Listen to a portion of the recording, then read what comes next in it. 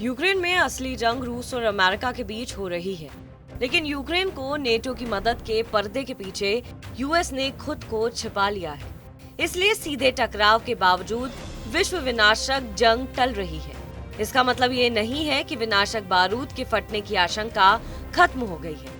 आशंका अब भी बनी हुई है, लेकिन विश्व विनाश का रूट शुरू कहां से होगा ये किसी को नहीं पता। अब आपको ये जानकर हैरानी होगी कि यूक्रेन नहीं बल्कि विध्वंस के आगाज का मुहाना अभी भी सीरिया के होने की आशंका है, जिसका प्रमाण है रूस और अमेरिका का बार बार सीधा टकराव। एक बार फिर से ये टकराव सीरिया के आसमान में देखने को मिला है। हालांकि दोनों देशों के कमांड सेंटर्स ने विध्वंसक शुरुआत को टाल दिया, लेकिन तल्खी अब और ज्यादा बढ़ चुकी है। खबरों के मुताबिक सीरिया में रूस के Su-35 और यूएस के F-35 लड़ाकू विमान आमने सामने आ गए थे। टकराव के समय अमेरिका और रूस के उन्नत फाइटर जेट्स की संख्या 2-2 थी, लेकिन रूसी पायलट्स ने टकराव रोकने के लिए तुरंत कदम उठा लिया।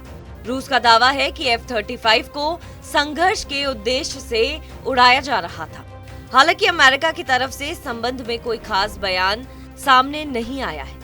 रूस ने इस योजनाबद्ध तरीके से F-35 की उड़ान पर अपने रुख को तल्ख कर लिया है। बताया जा रहा है कि रूस और अमेरिका के लड़ाकू विमानों का ये टकराव 14 अगस्त को 9,100 मीटर की ऊंचाई पर अल तल्फ क्षेत्र में हुआ था। यहाँ रूसी पायलट ने समझदारी से इस टकराव को टाल दिया। अब सवाल ये है कि आखिर सीरिया में बार बार रूस अमेरिका का टकराव होता क्यों है? दरअसल अमेरिका और रूस की सेनाएं सीरिया में मौजूद हैं। रूसी सेना सीरिया की सरकार के आग्रह पर सीरिया पहुंची थी, जबकि अमेरिका सेना ISIS के खात्मे के लिए नेटो के साथ सीरिया में। इसलिए अमेरिका और रूस की सेना अपने उद्देश्य के कारण भी टकराती रहती हैं।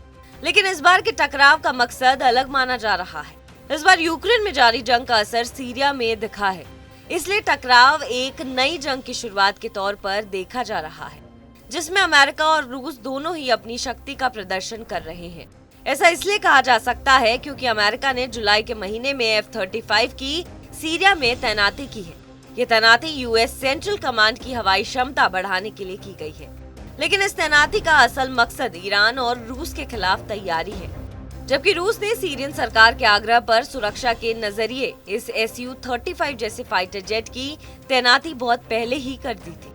इसके अलावा नेटो देशों के भी कई घातक प्लेन इस बार जोन में मौजूद है, जिससे पता चलता है कि अमेरिका के लिए प्रदर्शन था, लेकिन इसका फायदा रूस को Su-35 की पावर के टेस्ट के रूप में मिल गया। बहरहाल आपको हमारी खबर कैसी लगी कमेंट सेक्शन पर जरूर बताएं। देश विदेश की तमाम बड़ी खबरों के लिए आप देखते रहिए TV9 भारतवर्ष।